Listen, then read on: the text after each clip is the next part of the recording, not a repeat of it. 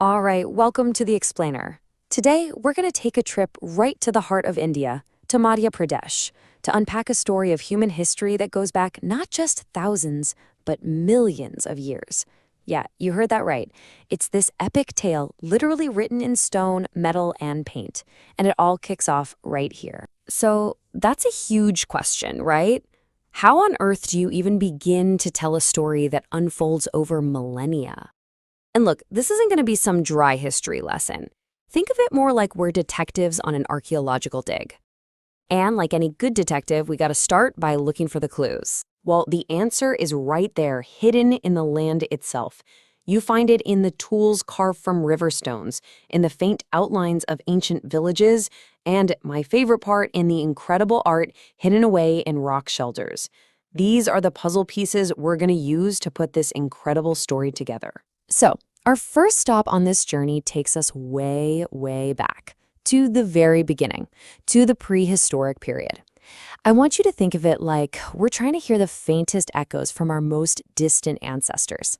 This is where the human story in this part of the world really begins. I mean, just look at this timeline. It's staggering.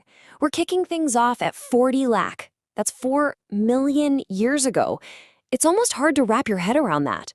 For most of human existence, life here was this nomadic rhythm of hunting and gathering, all centered around these great river valleys, the Narmada, the Chambal, and the Betwa. These rivers, they weren't just lines on a map. They were the absolute lifeblood of these early communities. And what's amazing is we have actual concrete proof from sites just like these. In the Narmada Valley, at a place called Hathnora, archaeologists found something mind-blowing, a piece of a skull from a Homo erectus, one of our direct ancestors. But then you go to Bhimbetka, and you find something else entirely, a kind of ancient art gallery, a storybook of their lives painted right onto the rock. You know, these paintings, they're so much more than just pretty pictures. They're like the first text messages from our deep, deep past. This is proof of not just existing, but of imagination. We're seeing their whole lives play out, hunting together, dancing, just family life. This is the moment you can see abstract thought become visible, a real window into a world from tens of thousands of years ago. Okay, so for millions of years, stone was it. That was peak tech. But then, what happens when we figure something new out? Something you can bend and shape and make incredibly sharp? Well, that brings us to our next chapter, the dawn of metal. Well, the discovery of copper changes everything. This era, the Chalcolithic or Copper Stone Age, it sparked a revolution. And you might ask, why? What's the big deal? Well, for the first time, metal tools made real farming possible. And when you have farming, everything shifts. People start moving from caves into planned villages. You're no longer just following the food, you are creating it. That's a total game changer. And get this. This new way of living wasn't just happening in one random spot. You see these distinct farming cultures like the Kayatha and Maheshwar cultures just start to pop up and flourish. At sites like Toli, archaeologists have literally unearthed the foundations of entire villages. We can see the pottery, the tools. It tells us so much about how they organized their lives. But here's where it gets really incredible. These villages, they weren't cut off from the rest of the world. The artifacts they left behind show they were part of this massive trade network. They were connected to the huge Harappan civilization out in the West, and were even trading with people as far away as modern-day Iran. This tells us they weren't just making enough to get by. No, they were making extra stuff, surplus goods, and trading them. They were part of you could say, a globalized world thousands of years ago. So, all of this growing complexity, these expanding trade networks, you can probably see where this is going.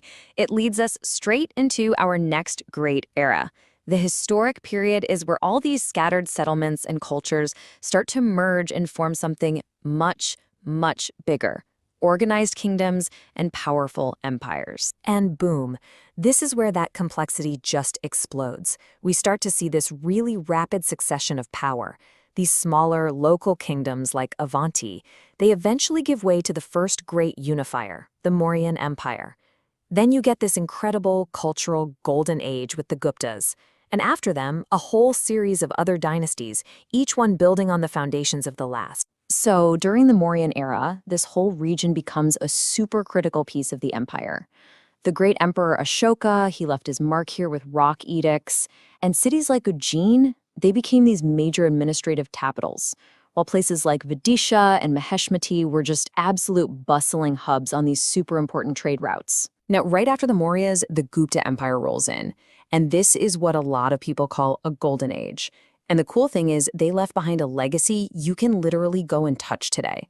Their architectural genius is just on full display in the stunning temples and these incredibly carved cave complexes you can find at places like Udaigiri. It's a real testament to their power and their artistry. Okay, let's just take a breath and pull back for a second. We've gone from a single ancient skull all the way to these magnificent temples. We've taken a journey through millions of years of human history. We've seen hunter-gatherers become farmers. We've seen tiny villages grow into massive empires. And all of it, right here in this one region. And you can really see the whole story arc just by looking at a few of these key sites. You start at Bhimbetka, right? That's the world of the prehistoric hunter with their cave art and stone tools. Then you jump to Kayatha and suddenly are seeing the copper tools and pottery of the very first farmers.